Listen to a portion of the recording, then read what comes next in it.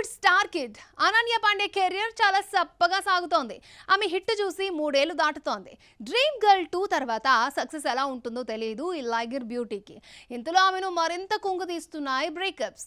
తాజాగా latest boyfriend కి goodbye చెప్పిందట Ananya. Student of the year 2తో ఇండస్ట్రీలోకి అడుగుపెట్టిన Ananya Panday personal and professional లైఫ్లో స్ట్రగుల్స్ ఫేస్ చేస్తోంది. ఆమె హిట్ చూసి 3 ఏళ్లు దాటిపోయింది. డ్రీమ్ గర్ల్ 2 తర్వాత వచ్చిన సినిమాలన్నీ డిజాస్టర్సే. ఇక ఈ ఏడాది వచ్చిన చాంద్ మేరా దిల్లో ఆమె యాక్టింగ్ పై విమర్శలొచ్చాయి. ఈ టఫ్ టైంలో అనన్య లవ్ కూడా బ్రేకప్ అయిందట. అనన్య పాండే గతంలో ఆదిత్య రాయ్ కపూర్తో 2 ఏళ్లు డేటింగ్ చేసి విడిపోయింది. ఆ తర్వాత వాకర్ బాల్కనోతో ఏర్పడ్డ పరిచయం ప్రేమగా మారింది. అలా అని వారి ప్రేమను దాచిపెట్టలేదు ఈ జంట. వాకర్ పేరుతో పెండెంట్ ధరించడం, సోషల్ మీడియాలో బర్త్డేకు ఒకరికొకరు విషెస్ తెలుపుకోవడం వరకు చక్కగా సాగింది.